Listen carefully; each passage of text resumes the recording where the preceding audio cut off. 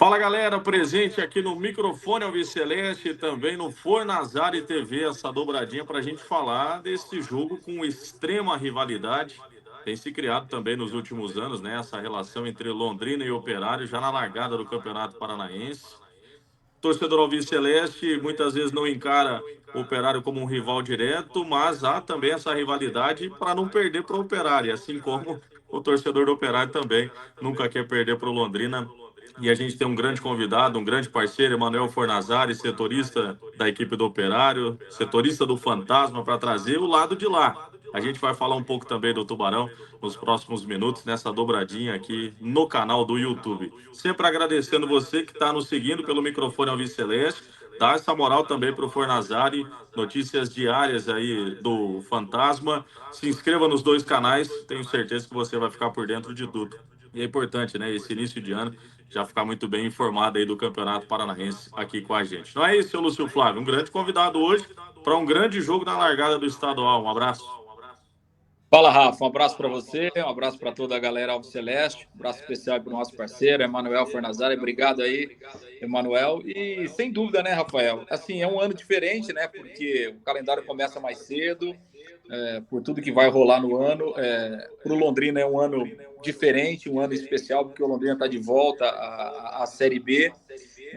O Campeonato Paranaense com um formato diferente, o Londrina que acabou tendo a sua preparação prejudicada, podemos dizer assim, em razão da saída do Roger, mas enfim, começa o campeonato, é um campeonato muito curto, então assim, você não tem muito tempo para voltar atrás, né? Então você perde um ou dois jogos, você se complica.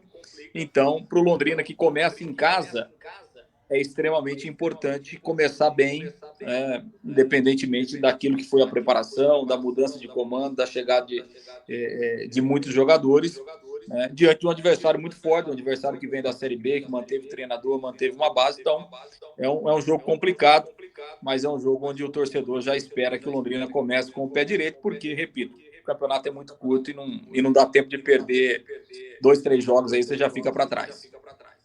E o atual campeão paranaense, com algumas contratações, jogadores sul-americanos dando uma cara diferente, a manutenção do técnico Alex.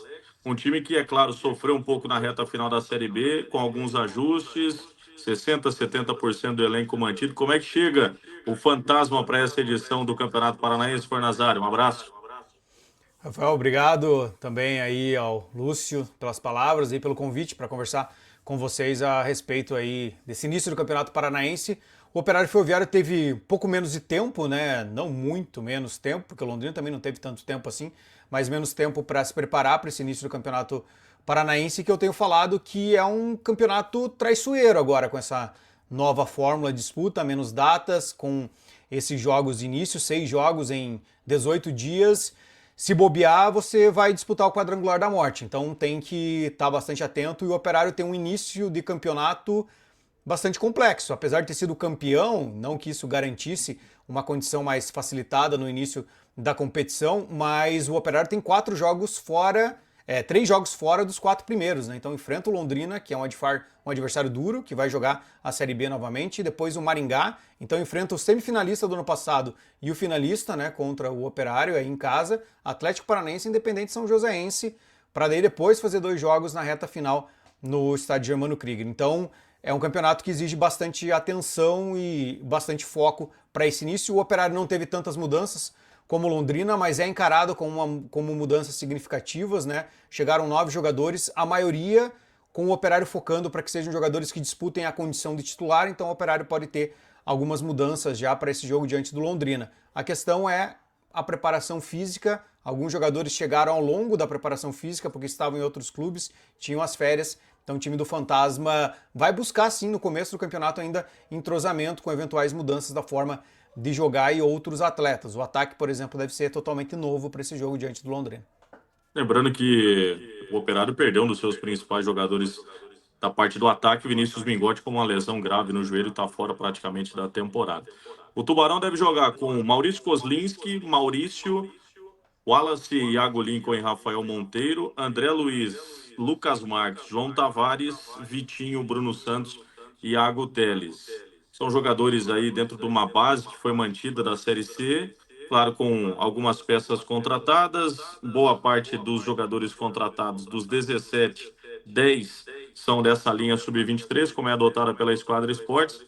E esse Tubarão escalado, hein, Lúcio Flávio? Acho que talvez o que pode mudar disso, né, é se o Alan Al quiser recuar um pouco o Vitinho, né? Porque o Londrina não tem esse meia de armação, cara, para armar o time. Talvez o Vitinho seja uma ideia interessante. E aí você tem o Paulinho Mocelin, né? Que é um cara que, enfim, tem muita identificação com a torcida, com o clube, com a cidade. Acho que é um cara que tem qualidade para jogar no Londrina, num Campeonato Paranaense. Então, talvez, se houver alguma mudança, é isso. No mais, né, Rafael e Fornazari, não tem muito o que mexer mesmo, né? O Alan Al chegou aí outro dia, né? Chegou na sexta-feira, então, assim, 5, 6 dias de trabalho, ainda está conhecendo o elenco, está conhecendo os jogadores. Então, não adianta a gente imaginar muitas mudanças mesmo em tão pouco tempo. Ele vai usar uma base que vinha, né, com os remanescentes aí, com 4 ou 5 novidades, né? Acho que assim, o Londrina tem bons nomes, né? Entre as novidades, o Kozlin, que acho que é um jogador, um goleiro muito experiente, acho que tem tudo para realmente ser o cara da posição, né? O Bruno Santos é um centroavante artilheiro que foi muito bem na pré-temporada, então acho que há uma expectativa muito grande em relação a isso. Enfim, para o torcedor, expectativa que o Iago Teles mantenha o nível que ele teve em 2024, 2025, né? Acho que se isso explodir vai ser extremamente importante. Então, acho que são algumas peças aí que a gente já espera alguma coisa aí nessa primeira partida, na largada do campeonato. E o Operário, como é que vem mais ou menos desenhado? É claro que ainda vivendo a expectativa das liberações do BID, né? Até porque alguns jogadores chegaram a viajar também nessa ansiedade de serem liberados. O que dá para mais ou menos rascunhar desse time do Alex?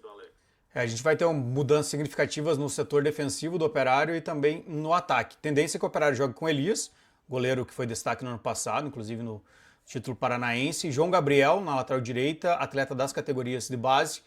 Uma defesa com André Dantas e Cuenu, colombiano, que chegou, e o Gabriel Feliciano, remanescente na lateral esquerda. Meio de campo com Matheus Trindade, jogador que chegou para o Operário nesta temporada, estava no Criciúma. Neto Paraíba, Zuluaga e Gabriel Bosquilha, então formando um meio de campo ainda com 4 atletas. Vinícius Diniz, que voltou e estava sendo titular, sentiu uma lesão, pode ser que comece no banco de reservas nesta partida. A gente não teve acesso ali aos relacionados, mas soubemos de alguns jogadores.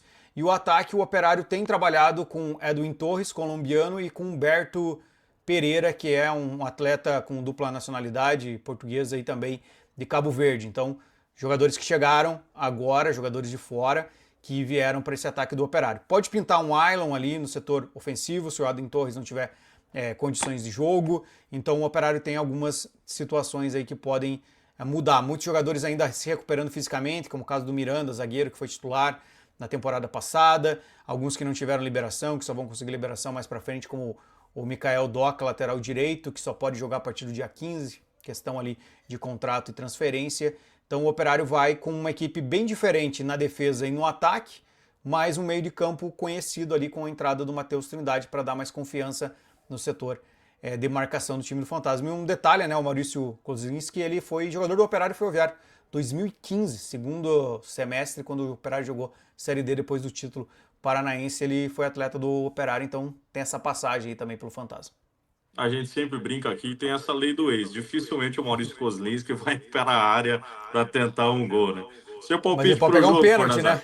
Né? Pode pegar um pênalti, daí complica, no caso do Operário Ferroviário. Seu palpite para o jogo?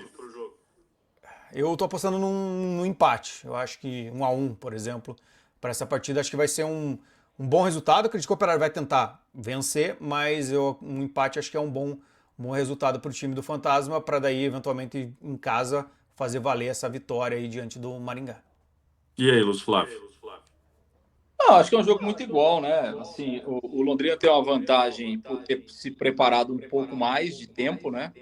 Mas, por outro lado, a vantagem do Operário é de ter mantido uma base que vem da Série B, né? Que você está num estágio diferente do que o Londrina estava, e principalmente de ter mantido o treinador, né? Então, acho que assim, se equivalem essas questões, né? Talvez o Londrina fisicamente melhor.